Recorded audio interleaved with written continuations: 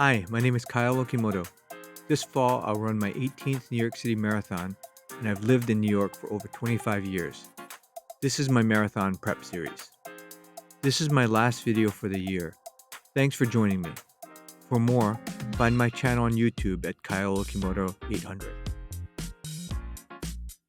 I've ridden the ferry in 16 of my previous New York City marathons.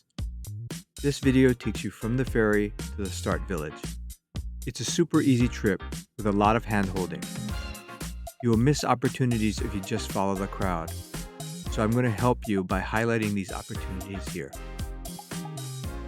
The ferry is not a chore, it's part of the experience. It's fun. You can interact with other athletes along the way. It's free. It's scenic.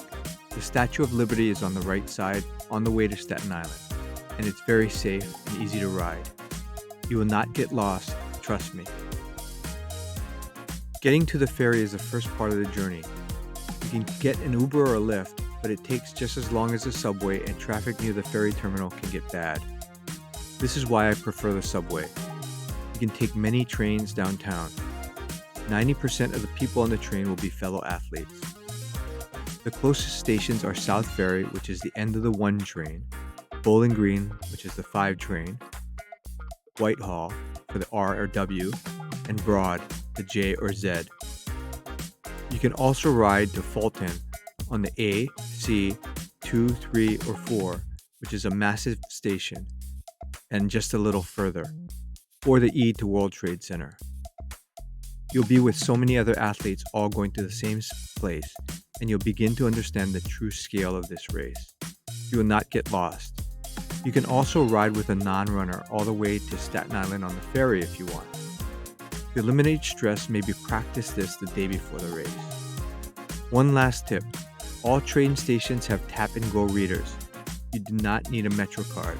Just bring your credit card or your phone if you have Apple or Google Pay.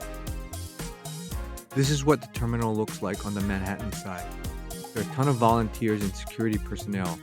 You'll go inside, up the escalator, and past dogs who are part of the security team.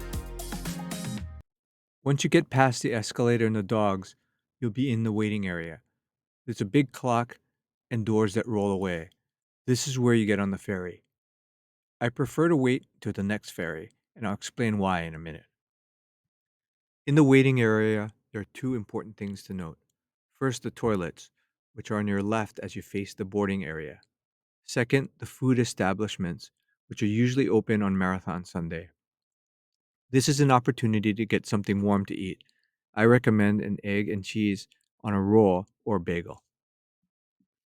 The ferries are enormous. Both of these hold over 4,000 passengers. Samuel Newhouse is older but bigger, 5,200 passengers.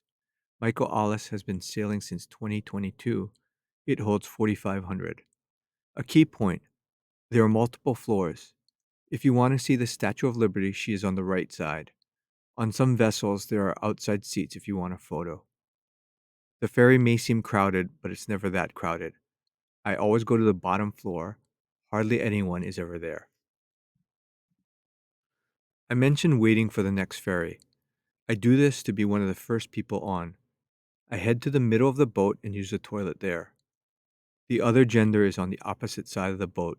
In other words, if men were on the right side, the starboard side, women would be on the port side, the left side. You will arrive on the Staten Island side in a little less than 30 minutes. If you're traveling with a non-runner, they'll have to turn around here and head back on the Manhattan-bound ferry. There will be many volunteers greeting you and directing you to the bus. But before following the crowd and getting on the bus, consider, what time is it? What's the weather like? And how many hours until your start? If it's a long time and it's cold, you may consider waiting in the terminal.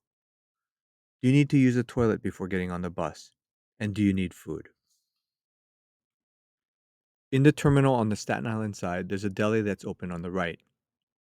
This is the last opportunity for you to purchase real food. If you need to use the toilet, there's some in the waiting room for the Manhattan-bound ferries.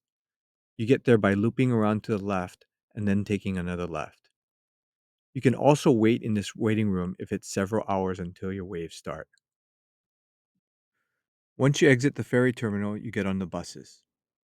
There is another army of volunteers. This is an opportunity to get a clear bag to bring your items to the start village.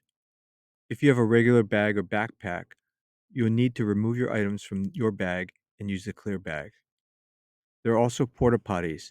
Use these before getting on the bus because it'll take 30 minutes to get to the village. There's also a shopping mall on your right. If the weather is good, I've heard people spending time hanging out in the courtyard here before heading to the village. This is my last video for this year. Thank you for following me.